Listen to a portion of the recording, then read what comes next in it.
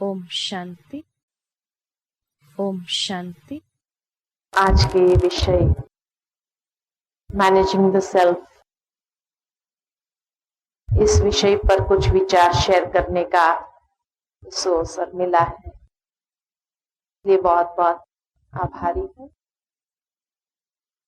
खास करके आज का जो सब्जेक्ट है, this is the need of the hour, क्योंकि प्रेजेंट टाइम में अगर देखें तो life is like a sea going adventure. Why I say sea going adventure? Just like Christopher Columbus, when he started a journey out into the unknown, क्योंकि उसके पहले किसी ने समुद्री यात्रा की नहीं थी, and he had no maps। सबसे बड़ी बात यह थी कि उसके पास उस समय कोई नक्शा भी नहीं था, कहां जाना है, कैसे जाना होगा। But he had one thing, and that was a compass, which gave him a constant direction। और उस कंपास के बल पर वो काफी हद तक सफल हुए भी। But when he set out into the unknown, he was not aware of the cyclones or sea storms, the high waves and the waters that would come into his ship, and the sharks that will be after him, and there are some undercurrents also, है ना। समुद्री यात्रा में ये सब चीजें होती हैं, अंडरकरंट्स। और उस अंडरकरंट्स का किसी को ज्ञान ही नहीं था कि कैसे वो पूरी जहाज को कंट्रोल करने लग जाते। लेकिन जब डायरेक्शन उसको मिलता रहा तो उसके बल पर वो चलते रहे। इसी प्रकार वर्तमान समय के जिस युग में हम जी रहे हैं, this age is also an age of uncertainty. क्या होना है पल भर के बाद कोई पता नहीं। And we also do not have any maps. The worst part is we do not even have a compass that can give us a direction in our life। कि अब ऐसा समय आएगा तो ऐसे हमें चलना होगा, ये करना होगा, वो करना होगा। वो कंपास कौन सा? कंपास है वैल्यूज।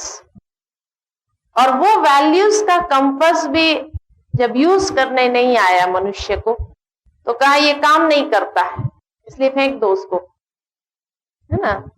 आज अगर सच्चाई के बल पर कोई जीने जाएगा तो क्या होगा? जी नहीं सकता है। So give up truth. आज कोई ईमानदारी से अगर जीने जाए तो क्या होगा? जी नहीं सकता है। So give up honesty. इस प्रकार एक एक वैल्यूज को भी हम छोड़ते गए अपनी लाइफ से। And now we are also going through turbulent times. इस प्रकार समय आ रहा है जिसको कहते हैं रैपिड चेंजिंग टाइम्स। अच्छे समय में हम अच्छे हैं, वो तो कोई बड़ी बात नहीं। लेकिन जब rapid changing times with adverse situations, और ऐसे समय में we lose control upon our own self, कि उस समय अपने आप को मैनेज नहीं कर पाते हैं, बाकी सबको मैनेज करने की कोशिश में लगे रहते हैं, लेकिन सेल्फ के ऊपर कंट्रोल हमारा नहीं रहता है। इसीलिए सेल्फ मैनेजमेंट में अगर देखें तो management is made up of 4 words, man plus age plus man plus T. It is made up of 4 words. कि we always want to manage others, दूसरों को मैनेज करने में हम लगे हुए, but forgetting that the man is before the man, the self is always before others. And how far can we manage our own self? इसी शब्द को अगर हिंदी में देखें तो मन होता है। हम अपने मन को मैनेज कर सकते हैं, सेल्फ को मैनेज नहीं कर सकते हैं, मन को मैनेज नहीं कर सकते हैं।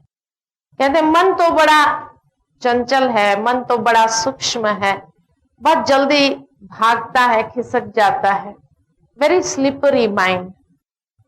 चलो मन को छोड़ो, सूक्ष्म है, लेकिन सेल्फ को मैनेज कहां तक कर सकते हैं? और वो सेल्फ को मैनेज करने के लिए चाहिए एज। एज का मतलब यहां कोई फिजिकल एज के साथ नहीं है। किसी ने ठीक ही कहा है, age does not matter, it is the courage that one needs to have. साहस चाहिए, शक्ति चाहिए आज के युग में अपने आप को मैनेज करने की। क्यों मैं ये कहती हूं कि शक्ति चाहिए अपने आप को मैनेज करने की? हाँ, हम दूसरों को मैनेज करने की शक्ति रखते हैं। दूसरों को हम कह देते हैं आपको ये नहीं कहना चाहिए, ये कहना चाहिए था, ऐसे बोलना चाहिए था, इस प्रकार करना चाहिए था। उसको अनेक डायरेक्शंस हम दे सकते हैं। लेकिन जब स्वयं पर बात आती है तो हम क्या कहते हैं? क्या करें, परिस्थिति ऐसी थी, समय ऐसा था, लोग ऐसे थे, तो कैसे करते थे, है ना? तो उस समय हम ब्लेम हमेशा दूसरों के ऊपर डाल देते हैं और इसीलिए अपने आप को छुड़ा देना चाहते हैं कि इसीलिए मैं अपने आप को मैनेज नहीं कर सके। आज छोटा सा ऑर्गन है जबान, उसको मैनेज कर सकते हैं? 2.5 इंच की जबान है, इसको कितना कंट्रोल कर सकते हैं? इसके ऊपर हमारा कंट्रोलिंग पावर है? क्या कहेंगे? बहुत सुंदर कहावत है, this tongue has no bones but it can break bones if not manage properly, है ना? और इसके ऊपर अगर हमारा कंट्रोलिंग पावर नहीं है तो उस लाइफ का क्या होगा? वो लाइफ को कैसे हम मैनेज कर पाएंगे? परिवार का क्या होगा? क्या हम परिवार की जिम्मेदारी के लिए भी समर्थ होंगे अगर एक सेंस ऑर्गन को हम मैनेज नहीं कर पाए? ये छोटा सा कान है, हर बात के लिए कितना उपयोगी है, हर इंफॉर्मेशन हमें चाहिए। ये कान के बिना कोई जी सकता है? Every second we need information, we are living in an age of information, और इंफॉर्मेशन ना हो तो वी कैन नॉट सर्वाइव। हर वक्त इंफॉर्मेशन चाहिए, लेकिन इसको हम कितना मैनेज कर सकते? ये कान का शेप देखो, क्वेश्चन मार्क है ना? क्वेश्चन मार्क है। यहां से जो इंफॉर्मेशन जाता है ना, बीच में दिमाग है, 2 कान के बीच में दिमाग है, इसका क्वेश्चन मार्क का शेप है, यहां सारे क्वेश्चन चालू हो जाते हैं। क्यों? क्यों कहा उसने ऐसा? क्या मतलब था? किस लिए? कैसे कहा? अनेक प्रकार के क्वेश्चंस चालू हो जाते हैं। और फिर वो कहां से निकलता है? इतने क्वेश्चन का मंथन चलने के बाद वो फिर यहां से निकलता है ना? जबान से। That is where we can not control and manage our own self. So the first quality that I need to manage myself is courage. साहस चाहिए अपने आप को मैनेज करने। दूसरा, एज का मतलब है मैच्योरिटी, समझदारी। ये भी नहीं है कि हर बार मुझे ही अपने आप को मैनेज करना है, नहीं, हर बार मुझे ही अपने आप को कंट्रोल करना है, नहीं। समझदारी चाहिए कि कब करना है, कहां करना है, कैसे करना है, कितने अंश तक करना है, किस विधि से करना है। अगर ये समझदारी, ये मैच्योरिटी अगर हमारे पास नहीं है तो it becomes very difficult and it is just like a boiled frog. हालत ये होती है, आपने सुना होगा शायद बॉइल्ड फ्रॉग सिंड्रोम, सुना कि कैसे? नहीं सुना है कि प्रकृति के अंदर मेंढक है, frog, and frog has a wonderful capacity to adopt its body temperature with the external temperature. उसको बाहर गर्म वेदर में रख दो, वहां भी अपने बॉडी टेम्परेचर को अडॉप्ट कर लेगा। वहां से उठा करके उसको एक ठंडे पानी के पॉट में डालो तो वहां भी अपने बॉडी टेम्परेचर को एडजस्ट कर लेगा, अडॉप्ट कर लेगा। वो पॉट को उठा करके एक स्टव पर रखो और धीरे धीरे पानी को गर्म करना चालू करो। जैसे जैसे slowly gradually the water is heated up, the frog thinks himself to be so clever, क्या I have the adapting capacity, so I can adapt, and he starts adapting with the external temperature, water temperature, to that extent that the water starts boiling, where it cannot adapt any further, आगे adapt नहीं कर सकता है, और सारी शक्ति तो उसने adapt करने में लगा दी। अब वो पॉट से बाहर कूद भी नहीं सकता है ना। अगर पहले में इनिशियली जैसे ही पानी गर्म होना शुरू हुआ और कूद जाता था तो कूद जाता था, लेकिन अब सारी शक्ति लगा देने के बाद अब कूद भी नहीं सकता है, and ultimately is boiled to death. Similarly, in nature there is another creature with this wonderful capacity, and that's a human being. हर जगह अडॉप्ट करता है, हर जगह एडजस्टमेंट है ना। फैमिली में एडजस्टमेंट, वर्क प्लेस पर एडजस्टमेंट, सोसाइटी में एडजस्टमेंट, फ्रेंड्स के साथ एडॉप्शन, हर जगह एडॉप्शन एंड एडजस्टमेंट। एडॉप्शन, बच्चों के साथ एडजस्टमेंट, कभी कभी तो परिस्थितियों के साथ भी एडॉप्ट करने लगता है, समस्याओं के साथ भी एडॉप्ट करने लगता है, नेगेटिविटीज के साथ भी एडॉप्ट करने लगता है। और ऐसे समय में धीरे धीरे एडॉप्ट करते करते करते जब वो परिस्थिति कॉम्प्लेक्स हो जाती है, कॉम्प्लिकेटेड हो जाती है, and he has used all its strength in adapting and adjusting that he cannot jump out of the situation, and that is where he is also boiled to death. It becomes very difficult for him to survive. Survival becomes a problem. Why? No maturity. When to adopt, where to adopt, how to adopt, what extent we should adopt, with what technique we have to adopt. So, courage तो है, लेकिन courage के साथ maturity भी चाहिए। अगर courage के साथ maturity, समझदारी नहीं है, तभी भी वो courage becomes a problem for our own survival. इसलिए कई लोगों के पास values है, but their values are becoming problem for their own self. क्यों? No maturity. They do not know how to use those values, with which technique, at what time, in what way. तो values are wrong ये नहीं कह सकते हैं, but maturity की कमी है, इसीलिए वो values उसके लिए सर्वाइवल के लिए एक प्रॉब्लम बन रही। तीसरा, एज मीन्स एक्सपीरियंस, अनुभव। कहा जाता है जहां न पहुंचे रवि वहां पहुंचे कवि, और जहां न पहुंचे कवि वहां पहुंचे अनुभवी।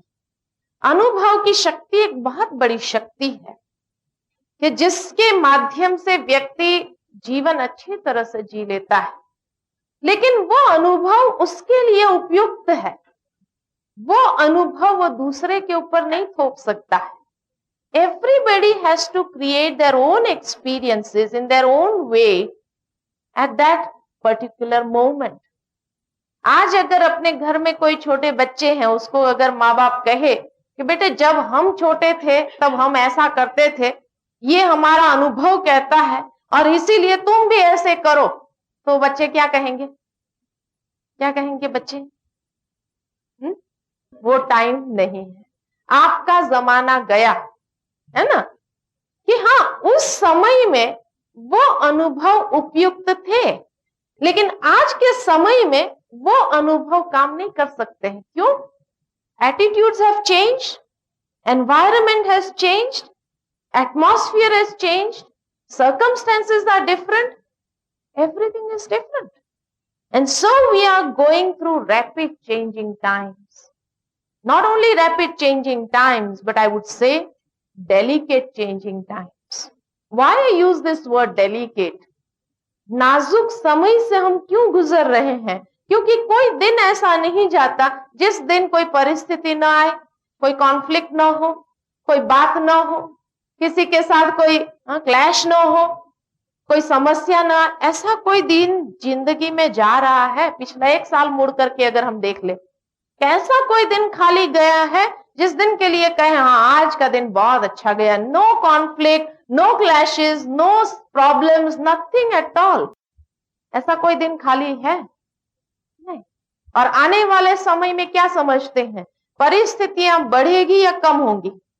समस्याएं बढ़ेगी या कम होंगी? क्लैशेस बढ़ेंगे, कॉन्फ्लिक्ट्स बढ़ेंगे, कम होंगे? बढ़ेंगे।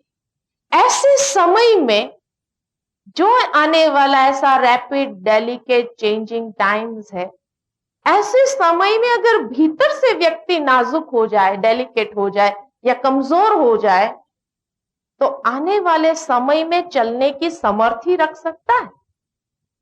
भीतर से नाजुक कैसे हो जाते हैं? और कोई कमजोरी नहीं है। जब कमजोरियों का सपोर्ट ले लेता है तब भीतर से नाजुक होने लगता है या कमजोर होने लगता है। कमजोरी का सपोर्ट मीन्स वीकनेसेस। और कोई वीकनेस नहीं है, बस मुझे गुस्सा बहुत जल्दी आ जाता है, ये वीकनेस है। अब ये वीकनेस मुझे वीक करेंगी या मजबूत करेंगी? वीक करेगी। It's a weakness and weakness is definitely going to make us weak from within. बाहर से भले सुपरफिशियल रूप से कोई व्यक्ति कितना भी बहादुर दिख रहा हो, वो वीकनेसेस का सपोर्ट लेकर के, लेकिन भीतर जब फियर होता है, वीक होता है, तब वो सुपरफिशियल फॉर्म बनाता है, ऐसा दिखाता है, लेकिन भीतर से वो कमजोर हो रहा है। और जब भीतर से कमजोर हो रहा है तो उसकी जो डेस्टिनेशन है, हर एक इंसान की डेस्टिनेशन क्या है? To be successful in life. और ये डेस्टिनेशन को प्राप्त करना है, लेकिन आधार जो लिया है चढ़ने के लिए कमजोरी का, weak supports, do you think is going to become successful? Impossible. So we need a firm foundation, and the firm foundation can be provided only by values, which can give us inner strength. So these are the 3 qualities that are essential in the present time to manage our own self. और दूसरों को मैनेज करने के लिए चाहिए T. T means tact. When I have the art of managing myself, I have the tact to manage others also. But if I don't have the art of managing myself, I cannot be a source of inspiration for others. My inspiration will manage others. That is the need of the hour. किसी को कह नहीं सकते हैं, क्योंकि समय इस प्रकार से आ रहा है कि अगर देखा जाए वर्तमान समय को कि कैसे वर्तमान समय चल रहा है, there are 3 key propositions. The first is there is no turning back. Things are not going to go back to those stable patterns of the past. क्योंकि इस समय हम देखते हैं there is global competition.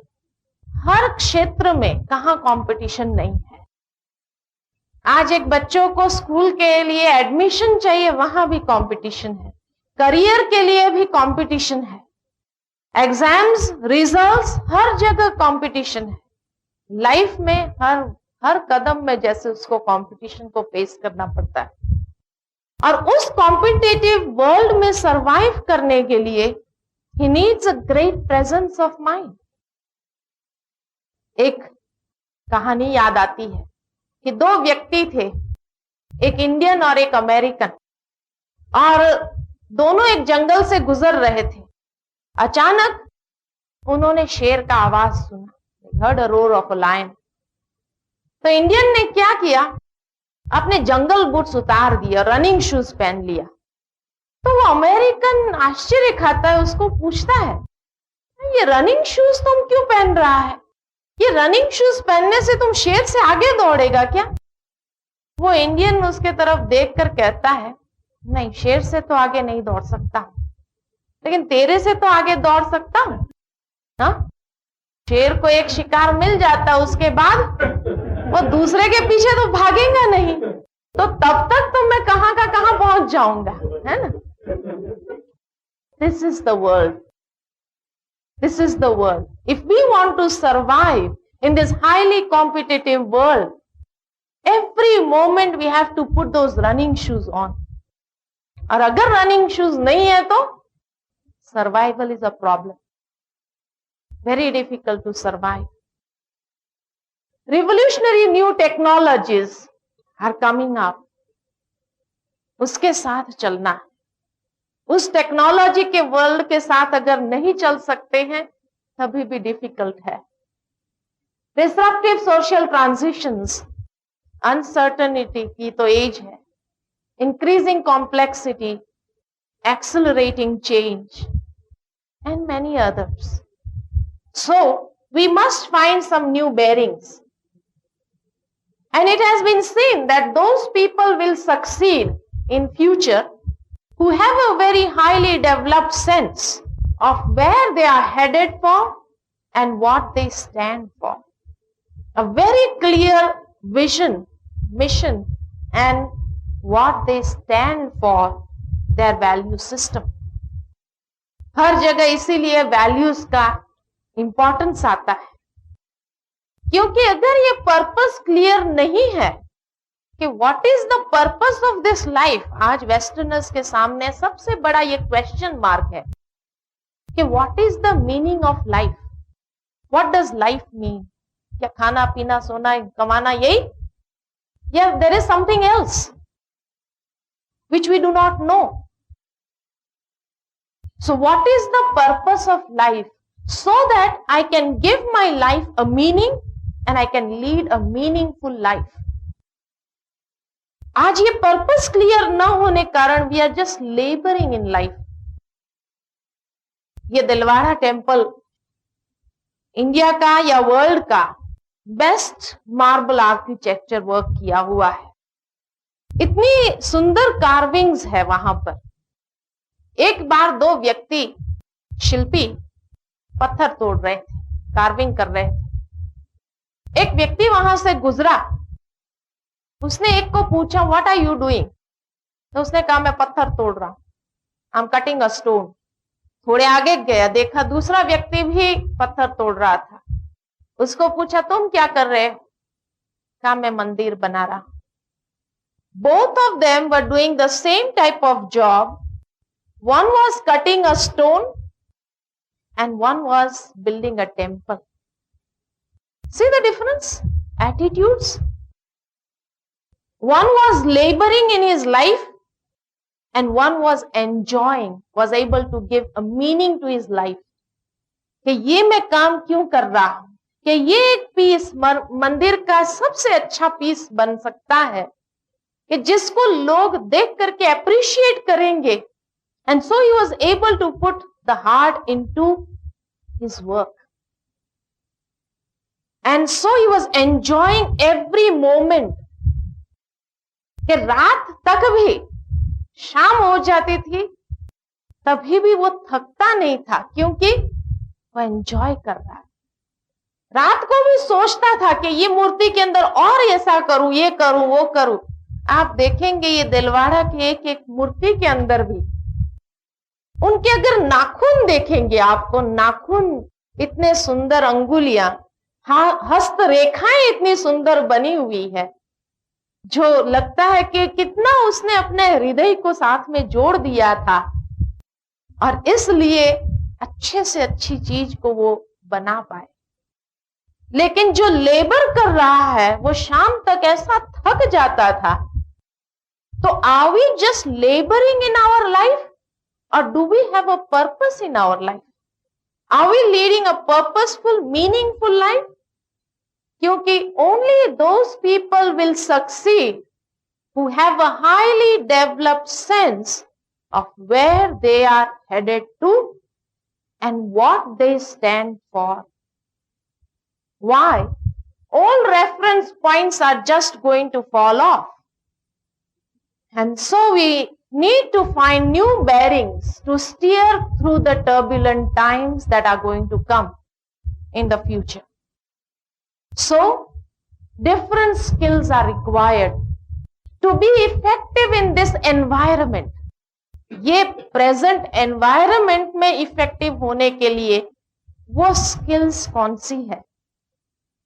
वो skills कोई school colleges में जो सिखाई हुई वो skills नहीं, but these are self-managing skills like intuition, discrimination, flexibility, a clear focus, tolerance, stillness, etc., and many others. And who can teach me how to develop a clear focus? Is there any institution that can teach us how to develop a clear focus? How to tolerate? How to be flexible? Where they can come from? They have to be tapped from inside, brought out from within. Then only we will be able to manage ourselves in the future times. क्योंकि सबसे ज्यादा अगर देखें जो disturb हो जाता है वो मेरे थॉट प्रोसेस डिस्टर्ब हो जाती है, मेरी फीलिंग्स, मेरे इमोशंस डिस्टर्ब हो जाते हैं. समय जब विपरीत आता है उस समय सबसे अधिक अफेक्टेड जो हो जाते हैं हमारी feelings, behaviour, thought process, emotions, attitudes, this get affected the most. और इसलिए ये जब डिस्टर्ब हो जाते हैं, अपसेट हो जाते हैं, तो उसको सेट करने में काफी समय हमारा निकल जाता है. So that we can become a better leader. Leader here means a source of inspiration for others, becoming an example for others through better self-understanding and practical application of the spiritual applications and knowledge. Spiritual knowledge and its principles, so that we are able to take up the responsibility of our own life and stop blaming others or circumstances. क्योंकि अक्सर करके हम यही करते हैं, जब भी कुछ होता है दोष दूसरों पर डाल दो, है ना. बचपन से यही संस्कार मिले हैं. एक बच्चा 1.5 साल का जब होता है, चलना आरंभ करता है, कुछ पकड़ के खड़ा होता है और बैलेंस रहता नहीं तो गिर जाता है. गिर जाता है तो वो सबसे पहले क्या करता है? रोता है ना. प्रोटेक्शन. आंसू एक भी नहीं गिरेंगे उसको, लेकिन रोना चालू करता है, क्योंकि उसको पता है कि अभी मेरी माँ आएंगी, मुझे डांट पड़ेगी. चलना नहीं आता है तो क्यों चलने गया था? कहीं लग जाता था तो. इसीलिए वो अपना प्रोटेक्शन ले लेता है कि रोना चालू कर देता है, और वो रोने के कारण मां पिघल जाती है. अरे कहीं लगा तो नहीं उसको. और आकर के फिर क्या कहती है? नहीं बेटा, तेरा दोष नहीं था, ये फर्श ऐसा था ना, हा? ये लकड़ी ऐसी थी, ये ऐसा था, इसीलिए तेरा दोष नहीं है, इसका दोष है. उस 1.5 साल की उम्र से हमें ये संस्कार मिले हैं कि दोष दूसरे पर डाल दो. और उस बच्चे ने भी जब देखा कि मां ने दोष दूसरे पर डाल दिया, मेरी कोई गलती नहीं थी, वो भी चुप हो जाता है. और तब से लेकर हमने ये सीख लिया, और अभी तक भी हम यही करते हैं. जीवन में जो कुछ भी होता है, मैं निर्दोष हूं, दोष दूसरे. और इस प्रकार अपना सेल्फ प्रोटेक्शन करते हैं. और हम देखते हैं कि the moment I point out the finger to others कि ये दोषी है, means I am completely disempowering myself. सारी शक्ति मैं उसको दे देती हूं. Now you are able to take control of my state of mind and emotions. और इसलिए परिस्थिति हमारी मन की स्थिति को कंट्रोल करने लगती है. परिस्थिति मुझे हंसाना चाहे तो मैं हंसूं, परिस्थिति मुझे रुलाना चाहे तो मैं रोऊं, परिस्थिति मुझे डिस्टर्ब करना चाहे तो मैं डिस्टर्ब हो जाऊं, परिस्थिति मुझे अपसेट करना चाहे तो मैं अपसेट हो जाऊं. So the locus of control is in the hands of others because I have disempowered myself. And so, my state of mind, my emotions get affected. And then, we are not able to communicate at a deeper level. Superficial level पर आ जाते हैं हम, दोष दूसरों पर डाल दिया और superficial communication हो जाता है. और जब ये स्थिति आती है तो how can we manage the major life changes that are going to come? उसके लिए क्या हम वो समर्थी अपने अंदर रखते हैं? क्योंकि आज की दुनिया में अगर देखें तो सबसे बड़ा प्रॉब्लम कहां है? क्या कहेंगे? सबसे बड़ा प्रॉब्लम कहां है? और वर्क प्लेस पर कहां भी सबसे बड़ा प्रॉब्लम कौन सा है? भी कौन सा प्रॉब्लम आता है? Self ego problem is the greatest problem of today's world. Clash of egos. और जब ईगो क्लैश होता है तो nothing can work out well as planned. हमने बहुत अच्छा प्लानिंग किया है but everything fails because ego clashes. घर में भी ego clashes that can disturb a family, that can disturb everything. कितने मिसअंडरस्टैंडिंग्स को पैदा कर सकती है वो. The greatest problem in today's world is ego problem. और कई बार तो लोगों को यही नहीं पता चलता है कि ये मेरा ईगो है या सेल्फ रिस्पेक्ट है. होता है ईगो और समझते हैं ये सेल्फ रिस्पेक्ट है हमारा, इतना तो सेल्फ रिस्पेक्ट होना ही चाहिए, इसके बिना हम कैसे चलेंगे, कैसे जिएंगे. लेकिन पता कैसे चले कि ये सेल्फ रिस्पेक्ट है या ईगो है? उसके बीच में कोई लाइन ऑफ डिमार्केशन तो होंगी. या अभिमान है या स्वमान है, इसका पता कैसे चले? रिस्पेक्ट, अभिमान, ईगो, कैसे पता चले ये स्वमान है या अभिमान है? कोई है लाइन ऑफ डिमार्केशन कि जिसको हम कहे या this is ego, this is self respect. Self respect सोचता है और भी शब्द में ही है. अभिमान है ना, अभिमान दो शब्द का बना हुआ, अभि और मान. अब बड़े का अभिमान क्या होता है? अभी मेरी बात मानना चाहिए, है ना. और मान लिया तो ईगो सेटिस्फाइड, नहीं माना तो क्या होता है? टोटल डिस्टर्ब हो जाते, अपसेट हो जाते. तो अभी मेरी बात मानना चाहिए. डिमांड्स, ईगो जहां है वहां डिमांड्स है. और छोटे का ईगो क्या होता है? अभी मान मिलना चाहिए, हम भी तो कुछ है, हमें मान मिलना चाहिए. वर्ड्स ऑफ एप्रिसिएशन इतना हम करते हैं, वर्ड्स ऑफ एप्रिसिएशन ही नहीं है तो कौन करेगा? जैसे, और इसीलिए वो करते नहीं और वो कहता है करना चाहिए अभी. तो फिर देखो क्लैश शुरू होता है ना. आज घर में आप जाते हो और हम छोटा बच्चा है, माँ बेटे को कहती बेटा एक गिलास पानी लेके आओ, जाओ डैडी आए हैं पानी लेके आओ.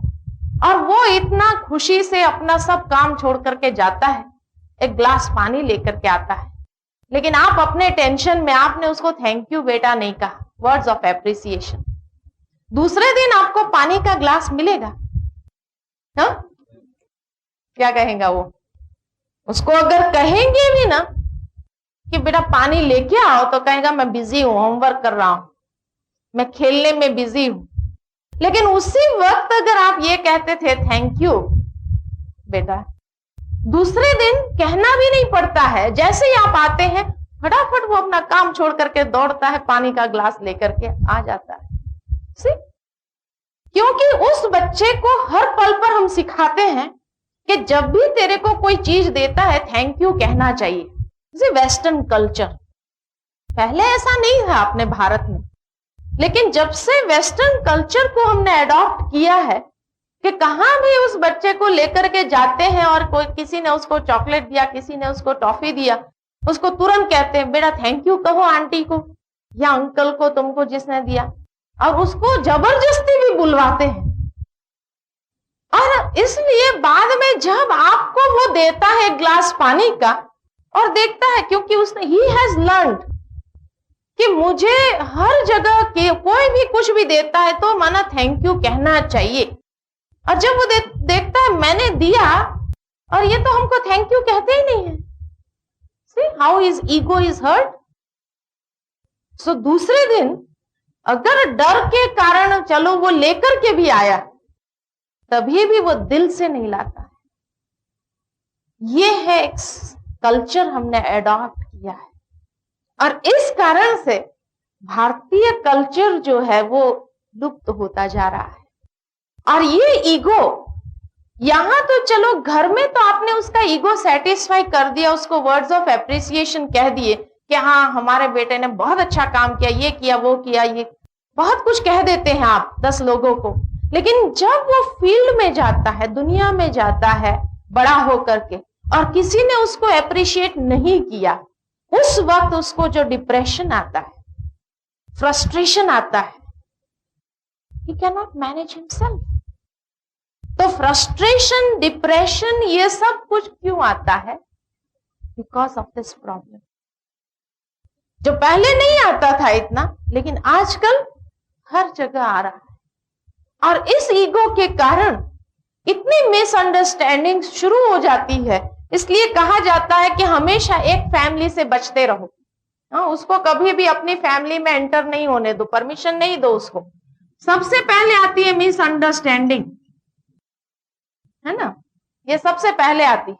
लेकिन ये कभी अकेली नहीं होती, उसके साथ उसका साथी जरूर होता है, और उसका साथी है मिस्टर डाउट।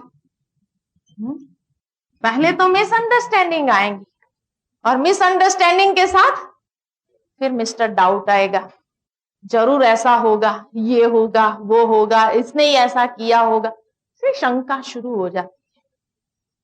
और जहां ये दो होते हैं वहां उसके 3 क्रिएशन होंगे ही होंगे। हाँ, उसके 3 क्रिएशन कौन से हैं? सबसे पहला क्रिएशन है जेलसी, सबसे पहला क्रिएशन है। ये शंका शुरू होती है, उसके बाद ईर्ष्या आने लगती है, अब इसको दिखाते हैं, अब उसको करते हैं, हाँ मालूम तो चले इसको, ईर्ष्या आती, लेग पुलिंग शुरू होता है, एक दूसरे की टांग खींचना शुरू करते हैं। दूसरा एक क्रिएशन है उसकी हेट्रेड, नफरत शुरू होती है जेलसी के बाद। और तीसरी क्रिएशन है एनिमोसिटी। ये 3 क्रिएशन है उसकी।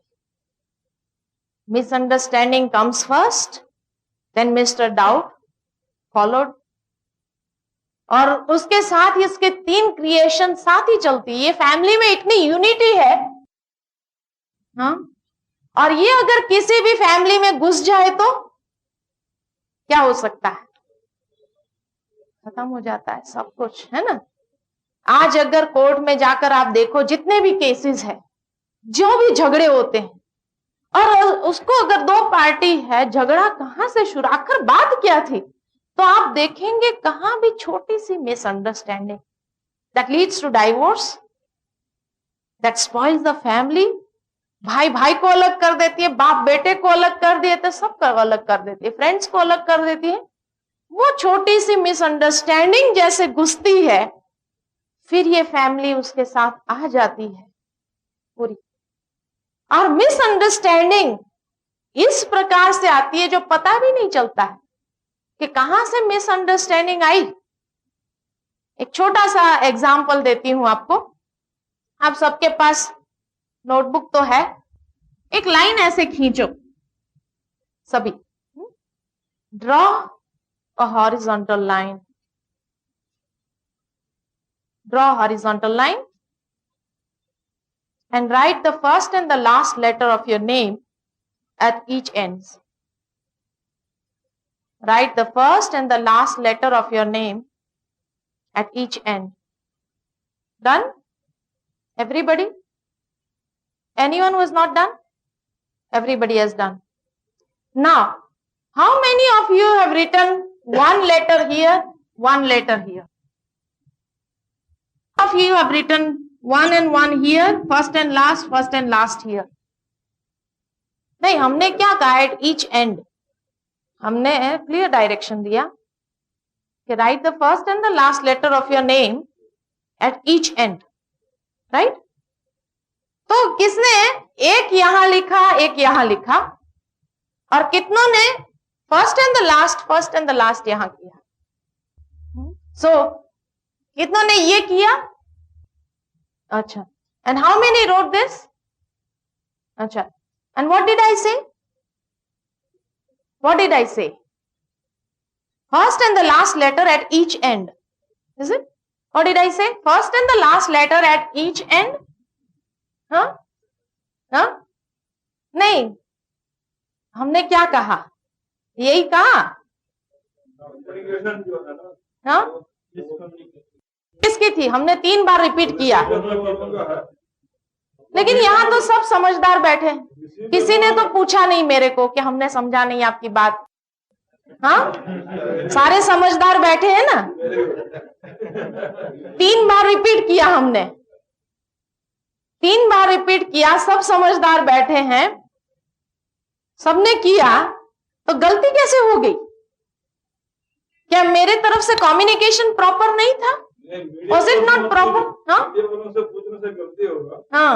वाला ये बोलता है कि हमने क्या रिसीव किया, that is important. अच्छा। You said it's not important. But when we received Right, I am wrong, huh? in this context, you are right. In this context, you are right. I'm right and you are all wrong. Yes, you are wrong. सब wrong है, सब wrong तो नहीं हो सकते। Yes, yes, right. Sentence जो है द्विअर्थी है, that it conveys 2 meanings. See, both are correct. This is also correct and this is also correct. Both are correct. और उसमें क्या हो गया कि जब हमने बोला उस समय एक्शन किया, first and the last letter at each end, you see, so you are watching that. इसीलिए सबने ये गलती की। you see, हमेशा क्या होता है, हम बात करते हैं तो ऐसे बात नहीं करते, we always talk with our body language. Phone पर भी भले कोई देख रहा है नहीं देख रहा है, तभी भी उसको मिलना, ये करना, ये करना, कितना हमारा एक्शन चलता है फोन पर भी, जबकि सामने वाला देख भी नहीं रहा होता है, फिर भी हम एक्शन करते हैं। इसी प्रकार यहां पर भी एक्शन जो हम कर रहे थे उसको आप देख रहे थे, और इसलिए सबने यही समझा एक इधर एक इधर, लेकिन हमारा वो भाव तो नहीं था। अब दूसरे तीसरे दिन अगर मैं आकर कहूं कि मैंने तो ये कहा था, आप कहेंगे नहीं आपने ये कहा था, मैं कहूंगी नहीं मैंने ये कहा था, अरे नहीं बाबा ये कहा था। You see, and this is how the ego clashes and misunderstanding comes in. फिर डाउट आता है, ये जरूर हमको सबके सामने नीचा दिखाना चाहता, देखा यही भाव है, डाउट तुरंत, और उसके बाद उसके प्रति जेलसी, हेट्रेड, एनिमोसिटी, और यही गुस्सा है। और वहां सेल्फ मैनेजमेंट होता ही नहीं, everything is disturb, nothing is in our control. Then कितना भी हम बाद में कहे नहीं मेरा भाव ऐसा नहीं था, मेरा भाव ये था, इसने ऐसा समझा या कहा, nothing doing, nothing can mend up that relationship. उसके बाद वो मिसअंडरस्टैंडिंग एटीट्यूड से आए है ना, यहाँ कल से लेकर आप आए हैं, परसों से लेकर के, तो एक लक्ष्य है कि जो यहाँ सुनाया जाता है चलो हम उसको लेकर के जाएं हम, या अभी क्वेश्चन पूछना नहीं है या ये नहीं करना है, तो इसीलिए हाँ इसीलिए पूछा नहीं है ना, और इसीलिए एक्सेप्ट भी कर लिया कि हम गलत है। लेकिन अगर वर्क प्लेस पर है तो ये कहेंगे हाँ हम गलत है, नहीं करते, झगड़ा हो जाता है, हाँ होता है, पूरा एटमॉस्फेयर चेंज हो जाता है, यही होता है। हाँ तो ये होता है। और ये प्रेस कॉन्फ्रेंस की बात छोड़ो, घर में आप अपने परिवार में भी 2 दिन तक फिर कम्युनिकेशन गैप है, no information passing on, breakdown आ जाता है ना। फिर उस ब्रेकडाउन को ठीक करने में कितना टाइम लगता है, उसमें स्ट्रेस लेवल बढ़ जाता है। ओके आई एम सॉरी, बस इतना ही बोलना है, आई एम सॉरी, हो सकता है मेरी मिसअंडरस्टैंडिंग है, आगे कोई चीज बढ़ेगी नहीं। इसलिए आपने देखा 2 दिन से यहाँ पर कितना स्मूथ एडमिनिस्ट्रेशन है, कोई किसका बॉस है, कोई किसको कह रहा है, कोई किसको डायरेक्शन देने वाला मिला, ये क्यों ऐसा करो ऐसा करो। आज घर में एक फंक्शन होता है, 50 लोग आने वाले तो भी कितना टेंशन हो जाता है, और यहाँ 400 मेहमान है तो भी peaceful, no misunderstanding, no communication gap. Yes, ज्यादा होने से तो ज्यादा टकराव होता है एक्चुअली। तो जहां ज्यादा लोग काम करें ना, वहां तो मिसअंडरस्टैंडिंग और हर एक का ईगो बहुत ज्यादा टकराए। तो लेकिन आज दुनिया के अंदर कोई भी ऑर्गेनाइजेशन में देखो, मैन पावर जहां ज्यादा है, कम है तो शांति से काम चलता है, एक व्यक्ति 10 काम कर सकता है, लेकिन जहां ज्यादा है वहां ये तेरा काम, ये मेरा काम, ये तेरा काम, यही झगड़ा शुरू होता है ना। Dedication, the feeling of dedication, वो लेवल बहुत कम हो गया है, और इसीलिए अंडरस्टैंडिंग ज्यादा है कि अगर एक ने उसको कहा भी तो इतना शांति से कह दिया कि तीसरे व्यक्ति को मालूम भी नहीं पड़ा कि इसने इसको क्या कह दिया, और इतना शांति से वो एक्सेप्ट भी कर लेता है और चलते। This is the whole secret, this is spiritual power, इसी को कहते हैं स्पिरिचुअल अंडरस्टैंडिंग। ये स्पिरिचुअलिटी जरूरी है आज के युग में, क्योंकि अगर देखें हम, रिस्पेक्टिंग हिज एबिलिटीज, किसी भी जो भी एबिलिटी हो, respecting the ability, similarly valuing the abilities of the self also. Self respect means respecting your abilities, that is respecting the self, valuing your abilities and valuing the abilities of others also. जिसको अपनी abilities की value होंगी वही दूसरों की भी value कर सकते हैं, जिसको अपनी वैल्यू नहीं है तो वो दूसरों की भी वैल्यू नहीं कर सकते।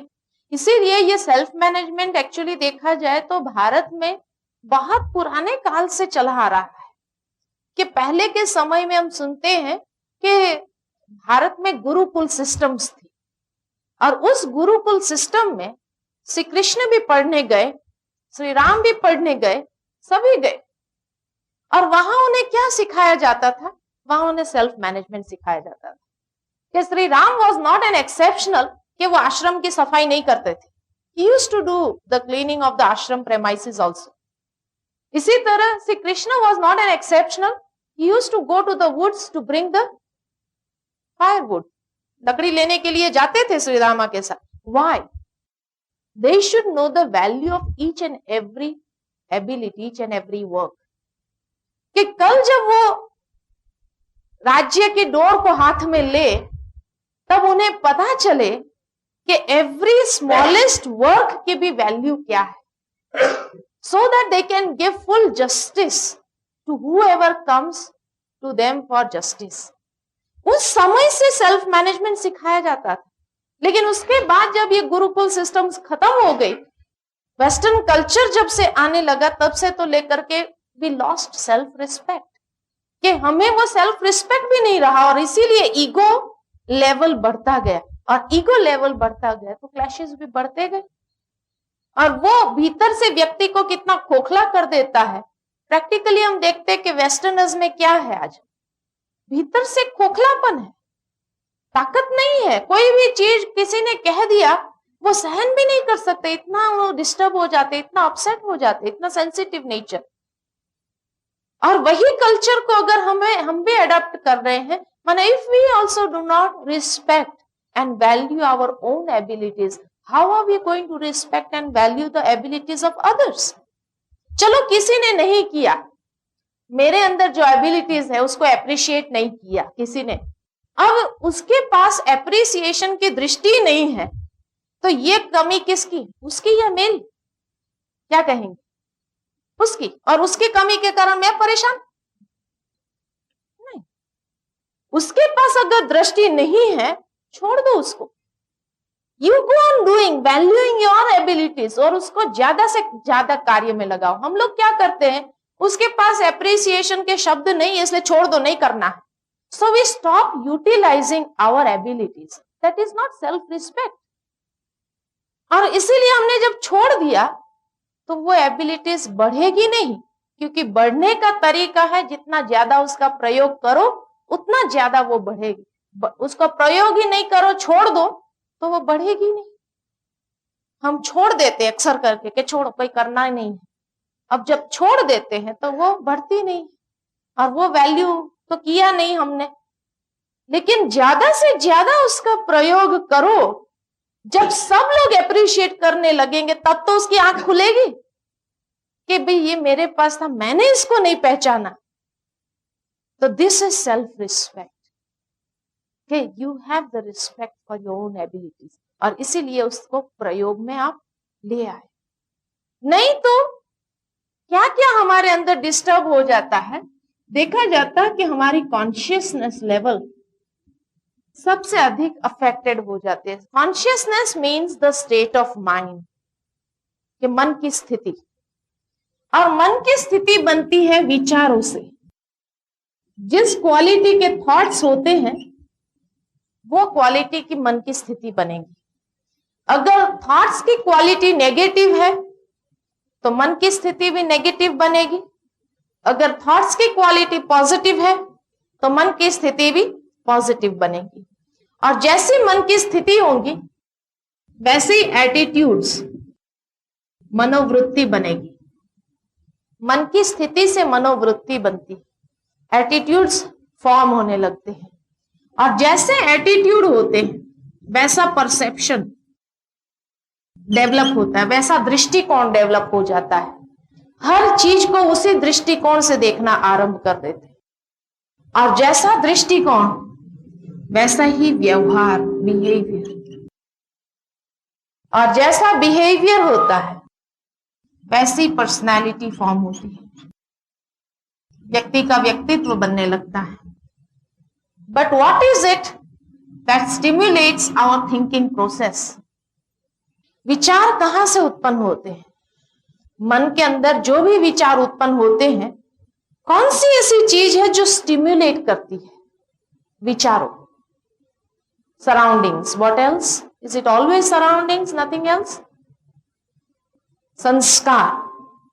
वो सब रिकॉर्ड कहां होता है? संस्कार भी ना मेमोरी में, है ना। जब भी कोई चीज हम, जैसे कंप्यूटर में कोई भी चीज फीड करो तो मेमोरी में जाकर के रिकॉर्ड हो जाता है, और जब हमें वो इंफॉर्मेशन चाहिए होता है तो वो कीज प्रेस करो तो मेमोरी से वो इंफॉर्मेशन बाहर आ जाता है। तो same thing with the human computer. जो कुछ हम देखते हैं, सुनते हैं, पढ़ते हैं, समझते हैं, everything is recorded in our memory. और बहुत अच्छी फाइलिंग सिस्टम है अंदर। वो मेमोरी से रिकॉर्ड्स कितना भी पुराना मिल सकता है। बचपन का रिकॉर्ड्स भी 1 सेकंड में निकल सकता है। उस ऑफिस में तो एक 25 साल पुरानी फाइल निकाली हो, रिकॉर्ड निकालना हो तो 25 घंटे तो कम से कम चाहिए, है ना। लेकिन यहां से 25 साल पहले क्या हुआ था, तुरंत नहीं, ऐसा नहीं, ऐसा कहा था उसने, ये कहा था, ऐसे नहीं हुआ था, ये हुआ था, तुरंत निकल आता है। इतनी भीतर में परफेक्ट मैकेनिज्म है हमारी, और उस मैकेनिज्म से थॉट प्रोसेस के माध्यम से कॉन्शियसनेस जो स्क्रीन है माइंड का, उसके ऊपर आ जाता है, और वो स्क्रीन पर जो आया वैसे ही एटीट्यूड बनने लगता है, परसेप्शन डेवलप होता है, बिहेवियर चलने लगता है, और पर्सनालिटी फॉर्म होती है, जो पर्सनालिटी फिर से मेमोरी को रीइंफोर्स करता है। ये साइकिल। इसीलिए हमेशा देखा जाता है इंफॉर्मेशन कम्स फ्रॉम आउटसाइड। एक बार हम बाजार गए थे तो हमने देखा कि एक बुजुर्ग व्यक्ति रास्ते के किनारे चल रहा था, बड़ा शांति से अपने रास्ते पर चल रहा था। अचानक एक गली से एक कुत्ता निकला और उसको जोर से काटा पीछे से, और इतना जोर से कि वो बुजुर्ग गिर गया, चिल्लाने लगा। फिर भी वो कुत्ता छोड़ नहीं रहा था उसको। लोग इकट्ठे हो गए, खून निकलने लगा उसको। उस कुत्ते को हटाया कैसे भी करके। ये बुजुर्ग को तुरंत एक रिक्शा में बिठा करके हॉस्पिटल लेके गए, और वो कुत्ते को, ताकि दूसरे किसी को काटे नहीं, इसलिए फिर म्युनिसिपैलिटी को बुला करके रवाना किया। अब ये सारा दृश्य मैंने देखा, मेरा कोई कनेक्शन कहां भी नहीं था, सो आई वॉज ऑन माई वे। लेकिन ये मेमोरी में रिकॉर्ड तो हो गया। कुछ दिनों के बाद मैं फिर से कहीं बाहर जा रही थी, अचानक पीछे से आवाज आई, मुड़ करके देखा एक कुत्ता मेरे पीछे चल रहा है। अब क्या होगा ना?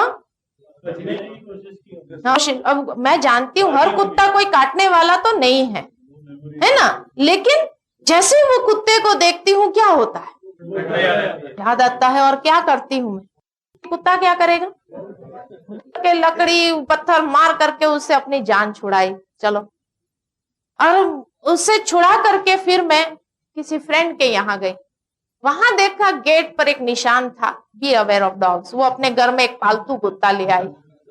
अब मैं सीधा एंटर तो नहीं करूंगी, अब गेट से उसको आवाज लगाई मैंने कहा तुम कुत्ते को बांध दे, मेरे को अंदर आना है। उसने कहा ये तो पालतू कुत्ता, ये कुछ नहीं करेगा। मैं कहती हूँ नहीं नहीं, इसके ऊपर कोई भरोसा नहीं, आखिर जानवर जानवर ही होता है ना। देखो मेरा परसेप्शन बदल गया, जबकि मैं जानती हूँ कुत्ते के अंदर कितनी क्वालिटीज है, सो लॉयल, सो faithful, so kind, generous, loving, सब कुछ है उसके अंदर, सारी क्वालिटीज है। लेकिन एक चीज जो मेमोरी में गई है, पूरी साइकिल को चेंज कर दे। उसने कहा मैं खड़ी हूं ना, तुम आ जाओ। उसके ऊपर विश्वास करके मैं अंदर गई। अब जैसे एक नए व्यक्ति को घर में कुत्ता देखता है, क्या करेगा, भौंकेगा। और भौंकने के समय उसने कहा चुप बैठ तुम, वो चुप हो गया।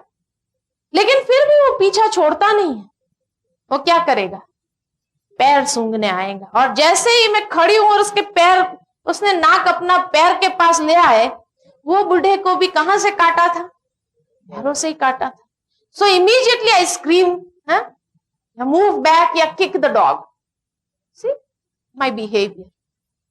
और ये बिहेवियर देख करके मेरी फ्रेंड कहती है ऐसा कैसे बन गई है तुम, पहले तो ऐसी नहीं थी। It's changing in me, my personality has started changing.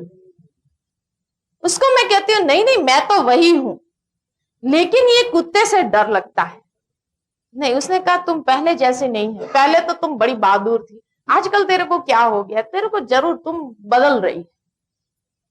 एक इंफॉर्मेशन काफी है, ये पूरी साइकिल को पॉजिटिव से नेगेटिव कर देती है। ये सिर्फ कुत्तों के साथ नहीं है, ये इंसान के साथ भी है। हम अपनी ऑफिस में बैठे हैं, बहुत कोई अर्जेंट मैटर है, पढ़ रहे हैं या कंसंट्रेशन उसके ऊपर है, और वो केस स्टडी है या कुछ भी है जिसको हम समझने की कोशिश कर रहे हैं।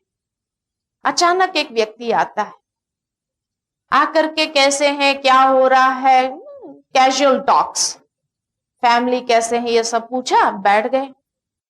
अच्छा, उसके बाद उसने कहा कि अरे तुम वो शर्मा जी को जानते हो? मैंने कहा बहुत अच्छी तरह से, वो तो बहुत अच्छा व्यक्ति है, so nice, loving, kind, helpful, cooperative, जितनी अच्छी बातें जानती थी बोल दिया मैंने। उसने कहा मैंने भी यही समझा था, लेकिन अब लेकिन कहा तो तुरंत हम, लेकिन क्या हुआ, वी वांट इंफॉर्मेशन, क्या हुआ लेकिन। उसने कहा मैंने यही समझा था, लेकिन आजकल इंसान का भरोसा नहीं है, उसका इंटेंशन कितना गलत हो सकता है ये हमें मालूम नहीं होता है। कहा मैंने उसको अच्छा व्यक्ति समझकर उसकी मदद लिया, और मदद लेने के बाद पता चला ये इतना गलत इंटेंशन वाला व्यक्ति है, और उसने मुझे ऐसा धोखा दिया, और ऐसा सिचुएशन क्रिएट हो गया जो इतना स्ट्रेस हो गया है, इतनी कॉन्फ्लिक्ट हो गई है, लड़ाई हो गई, ये हो गई। ऐसे 10 मिनट की एक कहानी सुनाई उसने मुझे, और उसके बाद उसने तो अपने आप को खाली करके चल दिया, है ना। अब जो इंफॉर्मेशन मेरी मेमोरी में गया, अब मैं वही कंसंट्रेशन से उस कार्य में फिर से लग सकती हूं? नहीं। And immediately my thought process is stimulated, क्या मिस्टर शर्मा जी ऐसा हो सकता है, कभी सोचा ही नहीं। और फिर मेमोरी से हर इंसिडेंट को ढूंढना चालू करती हूं, पिछली बार भी ऐसा क्या हो सकता है, यही भाव हो, मिस्टर डाउट आ जाता है, यही भाव होगा, यही होगा। लेकिन उस समय उस चलो अच्छा हुआ हम तो बच गए, वो मेरे फ्रेंड बेचारे फंस गए, ये हुआ। ऐसे अनेक प्रकार की बातें मन में विचार चालू हो जाते हैं शर्मा जी के विषय में, और फिर मेरी कॉन्शियसनेस वैसे ही बनने लगती है। और ये विचार करते करते 25 मिनट निकल गई, और 25 मिनट के बाद शर्मा जी आ गए। अब उसको कैसे देखेंगे हम, मेरा दृष्टिकोण क्या होगा, मेरी मनोवृत्ति क्या होगी, मेरी कॉन्शियसनेस क्या होगी, मेरी थॉट प्रोसेस जो चल रही है। उसने भी कैजुअल वे में आकर क्या है, क्या चल रहा है, कैसे हो रहा है, ये सब कुछ ठीक है पूछा, यहाँ तो वहां का समाचार सब, और उसके बाद उसने देखा कुछ मैं काम कर रही, कहा ये क्या है। हमने कहा ये एक कॉम्प्लिकेटेड केस है जिसको समझने की कोशिश कर रहे हैं। उसने कहा क्या बात है, लाओ मैं आपको मदद करता हूं, मैं फ्री हूं। अब हम उसकी मदद लेंगे, क्या करेंगे, हाँ, अवॉइड करेंगे। नहीं नहीं कोई बात नहीं, बैठ के बातें करते हैं। वो फाइल को समेट देती हूँ, कार्य को समेट के साइड में। My behaviour changes.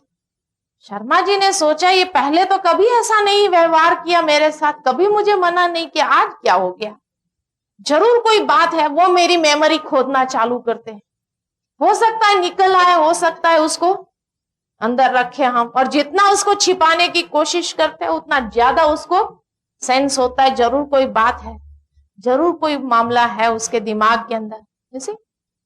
और उसके बाद वो मुझे कहते हैं आप बदल गए, पहले जैसे नहीं रहे। मैं कहती हूँ नहीं नहीं मैं तो वही हूं। नहीं, पहले आप ऐसे नहीं थे। Something is changing in you. One information is enough to change the whole cycle from positive to negative. Similarly, one information is enough to change the whole cycle from negative to positive. सारे दिन में सुबह से लेकर हमको कितनी information मिलती है, ढेर सारी। उसमें कितनी पॉजिटिव होती है, कितनी नेगेटिव होती है, 90% नेगेटिव है ना, 10% पॉजिटिव होंगी, या 10% भी नहीं होंगी, है ना, परसेंटेज ही नहीं है। यहाँ की बात तो नहीं करेंगे, यहाँ तो दुनिया ही अलग है? इसलिए यहाँ तो 90% पॉजिटिव मिलेगा, 5% कहीं न्यूज़पेपर पढ़ लिया तो नेगेटिव मालूम पड़ा कि भाई क्या हो रहा है दुनिया के अंदर, क्या चल रहा है, तब मालूम पड़ा कि हाँ कुछ हो भी रहा है। यहाँ सबसे अच्छी बात है कि 12 बजे से पहले न्यूज़पेपर ही नहीं आता है, इसलिए बहुत अच्छी बात है कि सुबह सुबह आपका माइंड पोल्यूट तो नहीं होता है, हाँ?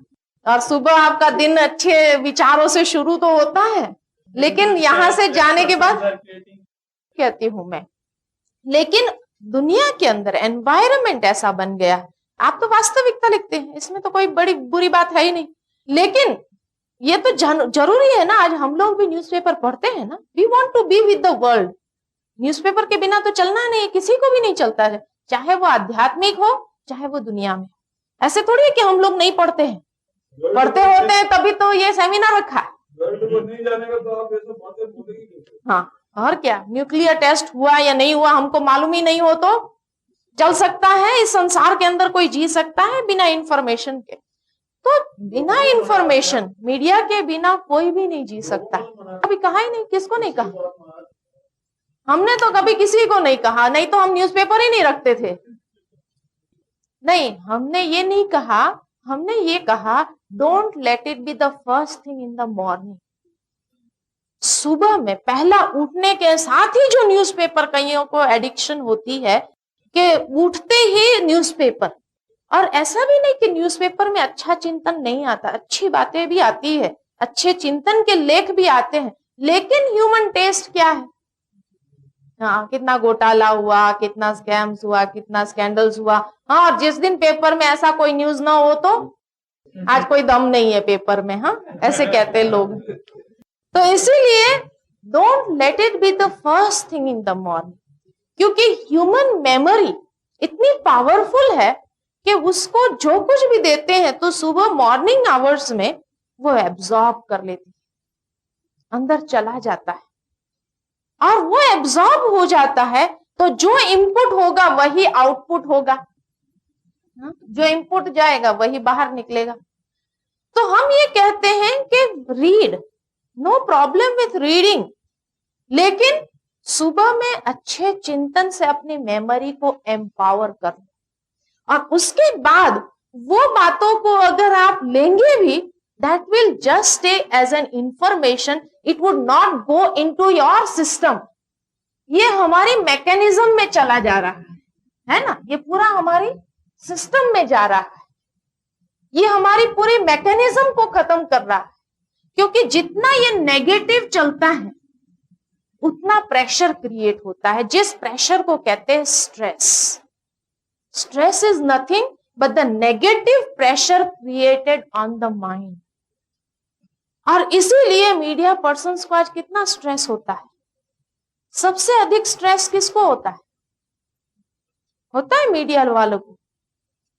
क्यों होता है? क्योंकि from morning as soon as they get up so much negative information, और वो उनको लेना ही पड़ता है, उसके बिना उनको चलता नहीं है। और वो लेते लेते सारा दिन उसमें ही, तो उसकी पूरी पर्सनैलिटी क्या बन जाती है। And how do people also see them, negative personality के रूप में देखने लगते हैं। तो इसीलिए हम ये कहते हैं this is where spirituality comes in. कि स्पिरिचुअलिटी ये कहती है कि जैसे पहले के युग में सुबह लोग उठ करके जैसे कोई भक्ति करता था, अच्छी बातें पढ़ता था, अच्छा करता था, तो उससे उसकी मेमोरी इज एम्पावर्ड। क्योंकि human memory is like a blotting paper. Blotting paper जैसे सक करता है, इसी प्रकार हमारी मेमोरी सक करती है। साइकोलॉजी के हिसाब से हर व्यक्ति की memory depending upon everyone's individuals capacity 2 घंटा या 3 घंटे तक एब्जॉर्ब करती है, उसके बाद नहीं करती, सैचुरेट हो जाती है। और उसके बाद जो भी इंफॉर्मेशन आएगा ना, जस्ट फॉर इंफॉर्मेशन, वो हमारे अंदर नहीं घुसेगा। और इसलिए वो बातें भूल जाते हैं अक्सर करके। कोई बाद में बात सुनाता है तो कहेंगे वो बात इतनी ध्यान पे नहीं है, चलो ठीक है, नोट किया होगा, कहीं लिखा होगा, लेकिन अंदर नहीं गई। सी, लेकिन बच्चों को भी इसलिए क्या सिखाते थे, early to bed early to rise makes a man healthy wealthy wise. कहते थे ना, ऐसा बचपन में सुना था कि early to bed early to rise, और सुबह उठ करके जब वो पढ़ाई करता है तो he is a wise man. Wisdom उसकी बढ़ने लगती है क्योंकि वो एब्जॉर्ब हो गया। और जब वो एब्जॉर्ब हो जाता है तो you empower yourself, your mechanisms. It is not controlled by external information. अभी एक्सटर्नल इंफॉर्मेशन हमारी मैकेनिज्म को कंट्रोल कर रही है। And this is where spirituality comes in. कि सुबह सुबह अगर 1 घंटा भी आपने अच्छी बातें सुन लिया, उससे मेमोरी इतनी हेल्दी हो जाती है, माइंड की स्टेट इतनी हेल्दी हो जाती है कि उसके बाद आपके इंटरैक्शन भी हेल्दी होते हैं। मिसअंडरस्टैंडिंग लेवल कम्स डाउन, नीचे आ जाता है, कम हो जाता है। और यहां पर यही बात है कि जैसे कहा भाई इतने लोग हैं, स्मूथ कार्य कैसे चल रहा है। आज घर में अगर 4 जवान बेटे हो, उसको संभालना भी कैसा होता है, मुश्किल है। यहां इतने जवान बेटे हैं दादी जी को, और कैसे संभाल रही, कैसे चला रही। How are they empowered? Self empowered. सुबह सुबह उनको अच्छी ज्ञान की बातें मिलती है, तो मिसअंडरस्टैंडिंग लेवल जो है दिन भर में कम हो जाता है। They are able to convey the right thing at the right time. तो मिसअंडरस्टैंडिंग होती नहीं है। तो सुबह सुबह अपनी मेमोरी को जिसने एम्पावर कर लिया, उसके थॉट प्रोसेस अपने कंट्रोल में है। कॉन्शियसनेस जैसा चाहे वैसा कर सकते हैं, एटीट्यूड्स हमारे कंट्रोल में रहते हैं, परसेप्शन चेंजेस, दृष्टिकोण हर बात के प्रति हमारा बदल जाता है। ये भी हो सकता है, नहीं तो वो हमारे दृष्टिकोण को कंट्रोल कर लेती है, लेकिन बाद में हम ये सोचना नहीं, ये भी हो सकता है। There is an alternative, and that is what is going to add to your creativity. और वो क्रिएटिव बन जाता है, तो उसके बिहेवियर में अंतर नहीं आता है। But he is able to live in the world, be with all, with the information, but his behavior is within his control. And so his personality is formed accordingly. जैसी पर्सनालिटी बनाना चाहे, क्योंकि ये कौन मैनेज करेगा? Who is going to manage all this? Self. This is self-management. This is self-management, nothing else. No, नहीं तो कौन manage कर? Yes. और एक अच्छी खासी चलता हुआ, जैसे आपने कहा, नॉर्मल आदमी समाज के लिए जो पॉजिटिव कुछ कर सकता था, हाँ. जाकर समाज से अलग हो जाता है, या घुन बन जाता है, या बदमाश बन जाता है, या पागल हो जाता है, कुछ वो आदमी जिसने वो हादसा देखा है, जिससे उसकी परसेप्शन, जिंदगी, पर्सनालिटी, बिहेवियर सब चेंज हो गया, वो क्या करे? वो क्या करेगा? अभी उसको बदलना क्या है. करेगा? नहीं, वो क्या, हाँ, क्या करे? हाँ, वो क्या करेगा? अब जैसे मैंने ही देखा, मैंने देखा, अपनी आंखों से देखा. अब हम क्या करेंगे? अपने आप को एम्पावर करने के लिए ये परसेप्शन मुझे चेंज तो करना होगा, क्योंकि I know I can not live with this negative cycle. वो तो मेरा सब कुछ डिस्टर्ब कर रहा है अंदर में, मुझे अपसेट कर रहा है. बार बार जब भी कुत्ते को देखती हूं मैं अपसेट हो जाती हूँ. तो इसलिए मुझे अपने आप को सजेस्टिव थॉट्स देने. This is where spiritual dimension comes in and helps us, कि जो हमारी इंटरनल मैकेनिज्म को चेंज करने में हमें हेल्प करती है. तो ये आज स्पिरिचुअल बैकग्राउंड है, या स्पिरिचुअलिटी के माध्यम से जो पॉजिटिव थिंकिंग शुरू किया, उसके कारण वो चीजें बदल गई. है क्या? आज की दुनिया में Japanese are the most creative, लेकिन इंडियंस के लिए ये कहा जाता है कि 1 Indian is equivalent to 3 Japanese. लेकिन फिर भी इंडिया पीछे क्यों रह गया? इसका कारण यह है कि व्हेन 2 इंडियंस गेट टुगेदर, क्या होता है? their capacity is equivalent to 1 Japanese. And when 3 Indians get together, क्या होता है? एक दूसरे की टांग खींचते हैं, उसी में ही लगे. इसीलिए उसकी क्रिएटिविटी कम हो गई है. नहीं तो आज इंडिया बहुत क्रिएटिविटी है. आज वही इंडियंस वेस्टर्न कंट्रीज में जाते हैं, वेस्टर्नर्स को सिखाते हैं. प्रैक्टिकल आप देखते हैं तो इंडियंस आर हाइपर क्रिएटिव. ये नहीं कहो, क्योंकि उनके पास बैकग्राउंड बहुत पावरफुल है, स्पिरिचुअल बैकग्राउंड बचपन में जो उनको मिला हुआ है, जिस कारण वो भीतर से खोखले नहीं. फॉरेनर्स क्या होते हैं कि दे रिस्पेक्ट, और इसीलिए भले वो खोखले होते गए, लेकिन फिर भी उनकी क्रिएटिविटी नजर आई. और हमारी क्रिएटिविटी अगर है भी तो उसको बढ़ावा नहीं दिया. लेग पुलिंग, हाँ, और एक दूसरे के टांग खींचने में जब लगे रहते हैं इंडियंस, तो उसकी क्रिएटिविटी फिर बाद में ठप हो जाती है. कैसे तो छोड़ो, बाहर जाएं, वहां चांस मिलता है. जो बेस था वो कम खत्म हो गया जब से वेस्टर्न कल्चर आया है. पर चलती थी संस्कृति, लेकिन ये पिछले 200 साल में ही आप देखो कि आपके होते होते आपके बच्चे के बच्चे पोते, चीज पुरानी तो होनी ही है. आज कपड़ा कितना दिन चलेगा? 10 साल पहनने के बाद पुराना नहीं होगा. हर चीज पावरफुल होते हुए भी it is totally empowered by the western. वो नया था. प्लीज, हाँ. उस हादसे से आपको गुजर के वापस नॉर्मल पोजीशन में पहुंचना है, तो उसके लिए स्पिरिचुअलिज्म का सहारा लें. यस. कई बार देखा है कि कई डिप्रेशन के केसेस, बहुत ज्यादा डिप्रेस्ड केसेस, उसको भी मेडिटेशन के माध्यम से ठीक कर दिया है या हो गए. Physically ill people who were so much frustrated, वो भी ठीक हो गए. Meditation plays a great role, क्योंकि वही एक पॉजिटिव एनर्जी प्रोड्यूस करता है हमारे अंदर. तो वो positive energy is so essential in today's age. है ना? अकेला हाथ किसी ने काट करके रास्ते पर रख दिया हो तो हम ये नहीं कहेंगे शरीर पड़ा है, लेकिन शरीर का एक अंग पड़ा है, हाथ पड़ा है. तो इसी प्रकार मन, बुद्धि और संस्कार,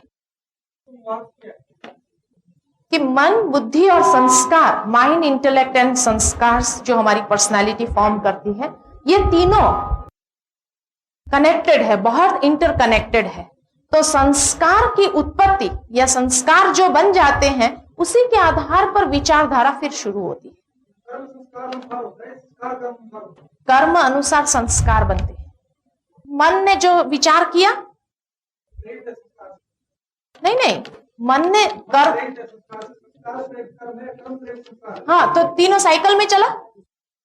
नहीं नहीं, देखो मन जैसा सोचता है, बुद्धि उसको एनालाइज करती है, जजमेंट देती है, कर्म में आते हैं, कर्म एक संस्कार छोड़ देता है, इंप्रेशन छोड़ देता है, जो रिकॉर्ड बन जाते हैं। उसी रिकॉर्ड के आधार पर फिर से मन के अंदर विचार उत्पन्न होता है। जैसे एक छोटा सा एग्जांपल दूं, सिगरेट पीने वाला व्यक्ति, पहले उसने पिया नहीं है, पहले उसको विचार कहां से आया?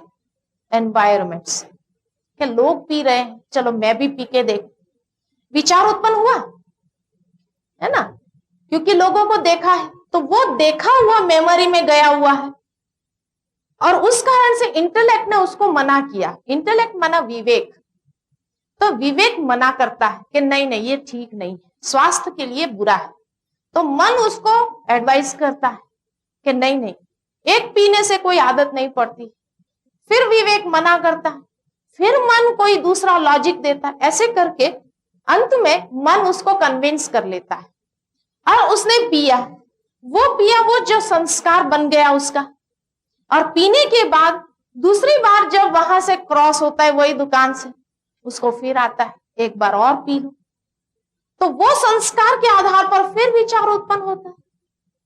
See, this is a cycle, is the physical part of the body। और मन जो है ये सूक्ष्म है, मन के अंदर सोचने की शक्ति, ब्रेन इज फिजिकल, कि जिसके माध्यम से आप मन की गति को रिकॉर्ड कर सकते हैं। आज रिकॉर्डिंग जो होती है कि मन की गति कैसे चल रही है, इज अ फिजिकल, वो पंप है, होते हैं, वो मन कहलाता है, चाहे वो इमोशनल हो चाहे वो रैशनल हो, वो मन के अंदर उत्पन्न हुआ। उसके बाद विवेक उसको जस्टिफाई करता है, एनालाइज करता है, इवैल्यूएट करता है, डिस्क्रिमिनेट करता है, जहां विजडम है उसी के माध्यम। इसलिए कहा जाता है विवेक कभी गलत रास्ता नहीं बताता है, तो विवेक उसको कंट्रोल करने वाला, इसलिए कहते हैं मन जो है ना एक वकील जैसा है। वकील के पास हर बात का एक लॉजिक रहता है, चाहे केस सही हो या गलत हो, लेकिन उसके पास लॉजिक होगा। लेकिन बुद्धि जो है ये जज, डिसीजन पावर, हाँ कहेंगे एस्पेक्ट ऑफ आवर माइंड, जो इमोशनल एस्पेक्ट, उसको हृदय कह दिया और उसको मस्तिष्क कह दिया, लेकिन this are the left and the right hemisphere of our brain. वो तो ब्रेन के अंदर है, दोनों संस्कार, वातावरण, सब कुछ। ठीक है। ओम शांति।